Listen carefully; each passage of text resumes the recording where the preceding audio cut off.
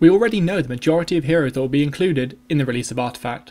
Stay tuned as we go through the top 5 heroes players want to get their hands on.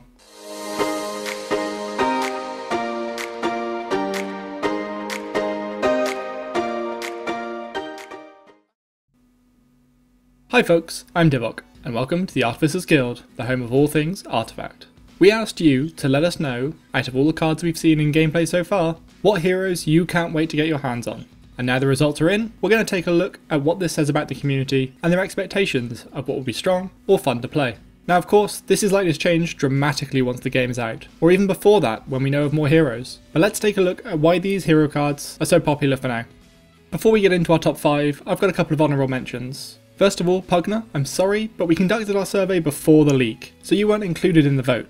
I have no doubt you would have done pretty well, but alas, we're going to have to omit you for now. If you haven't checked out the information about the leak yet, now's your chance. We covered this in a video earlier in the week. I'll leave a link to it in the YouTube card and in the description of this video, so go have a look. Pugner is a 6 attack, 0 armor and 9 health red hero with an active ability called Netherblast. Netherblast condemns a random enemy improvement. Along with being the first active ability we've seen so far, this shows us one way that Valve are going to make sure the meta is fluid and there are counters to almost everything. If a meta revolves around some sort of improvement, well, that's precisely my point. It's not going to, because we have Pugner. If there's an improvement that's going to be doing incredibly well, and I can almost guarantee there's going to be other cards to deal with improvements outside of Pugner, then you just run that along with the Pugner, and you have no trouble with dealing with enemy improvements. Now, you might recall that I said I have no doubt Pugner would have done well. If you just look at his stats and this ability, you might think that yeah, Pugner's a pretty good card, but I wouldn't vote for him in my top 5. Well, if you take a really close look behind the Pugner card here, you will see another card, also called Nether something. But the wording on this effect is different to Netherblast, which means it has to be a different card? With it being behind Pugner, I think it's safe to assume this is Pugner's premier card, which would mean it's Netherward. Netherward looks to be an improvement that seems to do damage based off something the opponent does. If you know Pugner from Dota, when he puts his Netherward down, it deals damage to any enemy casting a spell based on the amount of mana that cost. Now, I can see this being very similar in Artifact. It translates quite well.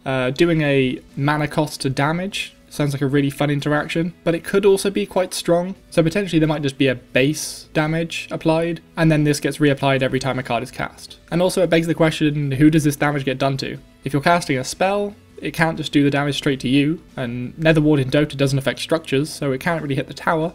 So does it hit a random enemy? Does it hit specifically an enemy hero of the same colour of the spell? Your guess is as good as mine. But these are the reasons why I think Pugner would probably make my top 5, if not yours as well.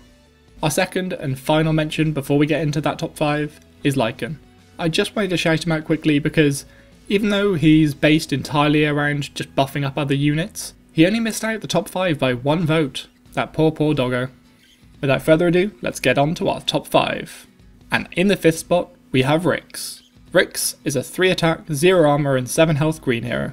Not hugely impressive stats, but there certainly are a few reasons as to why he might be included on this list. His ability, Relentless Rebel, allows him to skip the queue in the fountain. After he dies, he comes back immediately the next turn. I think this has something to do with his popularity. It means you'll always have something to play, and it's a big factor for wipe prevention. One way that seems like it might be an easy way to take over a lane in Artifact is to just kill everything in it, and then next turn, while all the enemy heroes are in the fountain, you can start chipping away at that tower. Well, Rix completely puts a stop to this. He comes back every turn, relentlessly, as the name would suggest, to defend his territory. So this might be exciting for card game players. It's a relatively new mechanic, not used too widely in current card games, because there isn't usually this sort of fountain mechanic. But there are certainly reasons why he might be popular among the members of the Dota community. Lots of Dota fans have already flocked to Artifact, I include myself in that list, and they're excited for the potential of a new hero. Rix is one of the few new heroes we're going to be getting in Artifact. If you're not familiar with Dota, by new heroes, I simply mean ones that haven't been released in Dota yet, as most of the heroes you'll see were already in Dota and have been brought over to Artifact. But Rix is one of these new ones. And not only is he a new hero, but he's been mentioned by other heroes in the Dota world already. This sort of teasing away at a new hero potentially joining got fans excited before they even saw that Rix was part of Artifact. So I see this as being one of the many reasons Rix is number 5 on our top 5 list. At number 4, we have Luna. Luna is a 3 attack, 0 armor and 8 health blue hero. With just 1 more health than Rix, still not so great on the stats front, But I think the reason for Luna's popularity is a pretty easy guess. It's her premier card, Eclipse. Eclipse deals 3 piercing damage to a random enemy. Now, this might not sound that great, but you need to dive into how this charges up. The Eclipse card gains a charge every time Luna's own ability, Lucent Beam, is triggered, which effectively is every single turn Luna's on the board. So say your Luna was put on the board on the first turn. It's now your 4th turn, and Luna hasn't died yet. So you'd have 3 charges on Eclipse. Let me now explain how Eclipse works. After Eclipse has done its 3 damage to a random enemy, it then repeats this effect for every charge that it has. This means it's a turn 4, 12 damage spell, which you can cast. It's only 6 mana. Turn 4, you will have enough mana to cast this. Eclipse is an absolutely beautiful late game card, and a pretty big mid game tempo swing as well. I can definitely see this as being the reason why Luna is so popular. There might be some sort of cult to Luna in the Dota community, but I have no idea about that. All I can say is that Eclipse, one hell of a spell. And number 3, we have Bristleback. An 8 attack, 0 armor, and 12 health red hero, Bristleback has some crazy high stats, and his passive only accentuates this. Barroom Brawler grants Bristleback +2 armor after a hero that's blocking him dies. This can simply be through him beating through someone and killing them, or it can be a combination of factors that lead to the enemy hero dying while blocking Bristleback. Either way, even more stat generation on top of an already incredibly high statted card. Of course, Fiscal Nasal Goo, his premier card, isn't all that exciting, so it's probably 100% on the stats as to why he's so popular. In some early gameplay, we saw Bristleback with 20 damage, and I mean early. This was early game. Who cares about your turn 4, 12 damage Eclipse? This Bristleback is on the field every single turn and doing 20 damage. You leave him there without anyone blocking for 2 turns, your tower's gone. A few turns later, there goes the Ancient and the game. Bristleback, he's going to do great. He's going to be insanely popular when the game drops, even if it's just because of his simplicity. But I can personally see myself using a lot of red heroes, especially Bristleback. I love being some sort of bruiser, being obnoxiously tanky and hitting like a truck. Who can't find joy in that? And number 2, we have Phantom Assassin. A 6 attack, 0 armor and 8 health black hero, Phantom Assassin rounds out our collection of colours.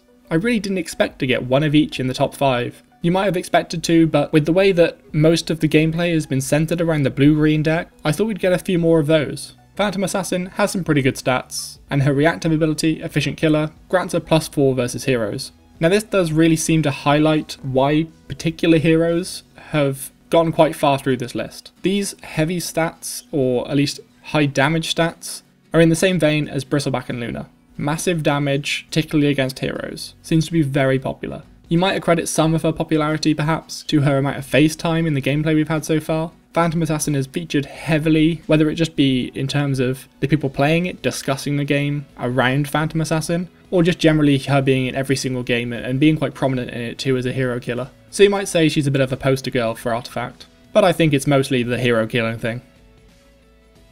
And at number 1, I was going to try and say her actual name, but I'm just going to stick to the one I know. It's Crystal Maiden. Crystal Maiden was the most popular, and by quite a large margin too. All of the others were pretty close, but CM topped the list, and then some. But here's the thing.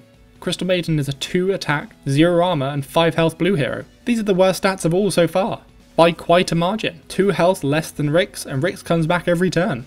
And even her ability isn't about doing crazy damage. Contrary to what I just said in the Phantom Assassin section, Crystal Maiden won the popularity contest by not doing damage. How is that even possible, you might ask? But if you've been watching this channel closely, you'll notice we've been hyping up Crystal Maiden.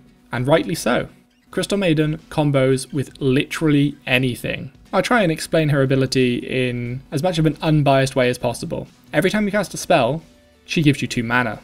Now, if you've played any card games that have a mana mechanic in before, you'll immediately know that that is crazy. 2 mana for playing a spell? That effectively makes every spell 2 cheaper. Or if you play a 1 mana spell, and you've got 2 empty mana pockets, or whatever they're called in Artifact, you gain a mana for playing a spell. That's ridiculous. Going back to my conversation about Crystal Maiden, not only combos with literally anything, but combos very, very well with some certain cards in the blue group. The most obvious one being Zeus and Crystal Maiden. Every time you cast a spell with Zeus on the field, he does 1 piercing damage to his enemies. Every time you cast a spell with Crystal Maiden on the board, she gives you 2 mana, allowing you to cast more spells and deal more damage, but then get more mana to cast more spells, deal more damage.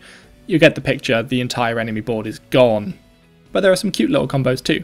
For example, Cunning Plan with Crystal Maiden is a 0 mana card, effectively, that lets you draw and lets you move a character. Crystal Maiden is also the ultimate 5th hero.